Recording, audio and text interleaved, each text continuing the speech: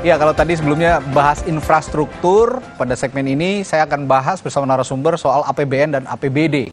APBN 5 tahun terakhir, saudara, ini ekonomi Indonesia bertumpu pada subsidi dan perlindungan sosial atau bantuan sosial ya. Sebelum ke pertanyaan, saya akan bacakan fakta dulu. Data APBN untuk subsidi energi total 209,9 triliun rupiah. Ada BBM sampai listrik. Kemudian Perlinsos atau Bansos juga yang tadi saya singgung, 439 triliun. Tahun depan anggarannya akan nambah. Saya beberkan fakta baru lagi, utang pemerintah saat ini tembus 8.000 triliun. Jumlahnya yang fantastis, sangat fantastis saat ini. Pertanyaannya langsung akan saya tanyakan ke Mas Mulyani. Sumber keuangan negara ini kan cuma pajak atau utang begitu kira-kira. Nah, lalu kalau Anda punya gagasan tadi dari Prabowo Gibran soal makan siang gratis dan susu gratis. Lebih Ya.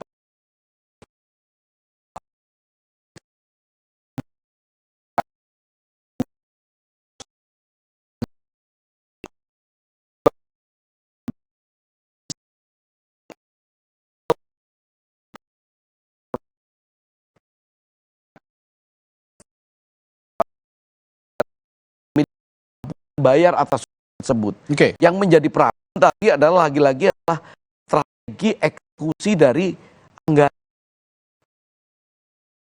pada pasangan Prabowo.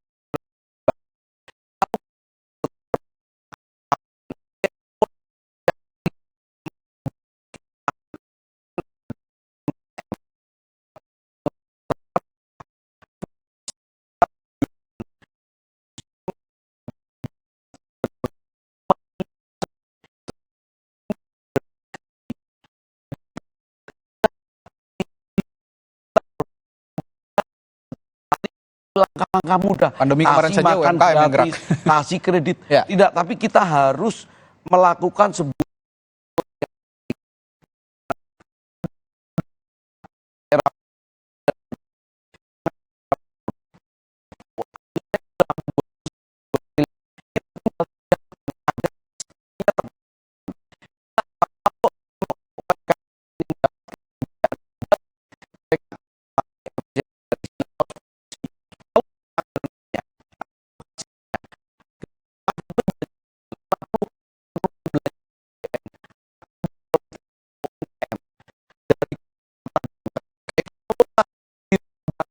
kita akan targetkan 35% untuk UMKM. Oke. Jadi sisi pembiayaan kita bereskan, sisi pemasaran kita serap.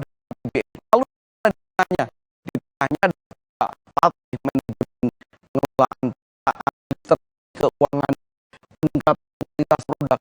Jadi yang 57% ini jangan dilupakan. Oleh karena itu di Ganjar Mahfud visi misinya jelas. 35% kredit untuk UMKM, 50% belanja APBN untuk UMKM, terus kemudian akses ruang publik untuk bisnis rintisan dan UMKM dan sebagainya. Instead of makan siang gratis dan susu gratis, Pak Pak Mantri tadi lebih penggerakan UMKM lebih efektif sepertinya untuk menyeimbangkan APBN dan supaya terserap dengan baik dan juga memberikan kontribusi positif untuk pertumbuhan ekonomi nasional. Tapi saya yakin nanti malam soal susu gratis, makan siang gratis akan juga di-challenge terus oleh pasangan ya karena itu bisa dilakukan oleh panti asuhan gitu. Negara harus berpikir yang lebih strategis dan kompleks daripada sekedar Profesor Yulfikar Amir pasti saya harus terbahak juga soal makan gratis dan susu gratis. Kalau tadi kritiknya Pak Mantri ini kan food estate aja Pak Prabowo yang relatif lebih kecil skalanya tidak beres begitulah. Ini mau skala besar makan siang dan susu gratis begitu ya. Seluruh Indonesia loh itu. Seluruh Indonesia dengan anggaran 400 triliun lebih. Ada catatan Anda soal ini? Ya, saya setuju banget sama komentar dari Pak Sumantri tadi itu. Talk banget gitu ya. Jadi Paslon Amin itu akan menghindari perilaku spending gitu ya, yang ditawarkan oleh Paslon 02 gitu. Jadi kita harus hati-hati kenapa? Karena kita punya keterbatasan ruang fiskal. Ya. Walaupun APBN kita itu sekarang udah mencapai 3.000 triliun, tetapi banyak ruang-ruang yang sebenarnya udah sangat terdesak. Jadi kita tidak punya privilege atau luxury untuk menggelontorkan program-program yang menghabiskan ratusan triliun yang kemudian manfaatnya tidak bisa kita dapatkan secara optimal gitu. Nah, permasalahan hutang ini memang adalah permasalahan besar yang akan kita hadapi dan ini adalah legacy dari Pak Joko Widodo yang kita harus catat gitu dengan baik gitu ya. Dan ini akan menjadi salah satu pekerjaan rumah yang besar untuk pemerintahan berikutnya. Dan insya Allah Pak Anies Baswedan dan Muhaimin Iskandar sudah punya solusi untuk itu. Nah, kalau kita lihat struktur ekonomi kita, ada satu masalah yang sangat fundamental di mana perekonomian kita itu masih terdiri dari 22% sektor informal. Nah, dan sebenarnya angka yang dari World Bank ini itu juga bisa lebih besar dari kenyataannya gitu ya. Dan kalau kita lihat angka pekerja kita yang 140 juta itu ada sekitar 40 juta, ada sekitar 60% yang masih terjebak di sektor informal. Jadi ini adalah jumlah yang sangat besar yang mestinya kita upayakan supaya mereka bisa bergeser dari sektor informal ke sektor formal. Dan ini bisa dilakukan melalui pemberdayaan usaha-usaha kelas kecil dan menengah, di mana kita akan memberikan pemihakan terhadap kelompok-kelompok ini supaya mereka produktif gitu. Jadi kalau kita lihat subsidi yang akan kita berikan dari struktur ekonomi sekitar 60% itu akan kita fokuskan pada kelompok kelas menengah kecil, di mana mereka akan kita beri fasilitas finansial, fasilitas legalitas dan sebagainya, sehingga mereka memiliki kemampuan untuk melakukan produktivitas ekonomi secara lebih baik, dan ini akan memberi kontribusi ke perekonomian kita karena ketika mereka masuk ke sektor formal, mereka punya NPWP, mereka bisa Baik. bayar pajak, walaupun mungkin jumlahnya juga tidak terlalu banyak. Tetapi kalau misalnya broad base-nya itu lebih luas, maka kontribusinya terhadap pendapatan negara itu akan meningkat. Oke, tadi mirip-mirip berarti ya, ini UMKM dioptimalkan dari APBN supaya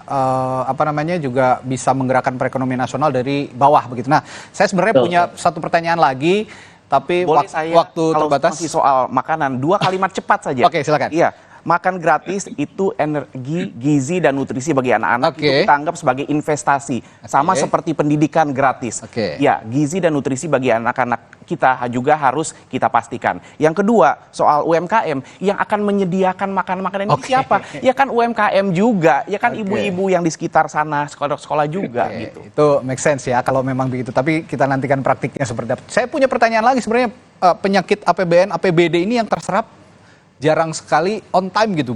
Rata-rata mepet di akhir tahun gitu. Ini karena saya nggak tahu ada apa atau apa ada penimbunan anggaran sehingga bunganya dimakan rame-rame atau saya nggak tahu. Nah, semoga bapak-bapak ini nanti malam punya solusi untuk memberikan masukan kepada cawapres masing-masing soal ini. Saya juga punya catatan soal itu. Nah, closing statementnya dari Pak Mantri dulu deh. Nanti malam cawapres yang akan dipersiapkan untuk debat Pak Mahfud, bagaimana ininya, terutama soal infrastruktur katanya juga jadi masukan penting buat Oke, jadi negara ini urusan yang sangat serius dan harus hati-hati. Kita harus mengeksekusi program dengan skala yang sangat luas, dengan stakeholder yang macam-macam. Oleh karena itu pasangan Ganjar Mahfud selalu menyampaikan narasi besar di bidang ekonomi adalah soal keberpihakan.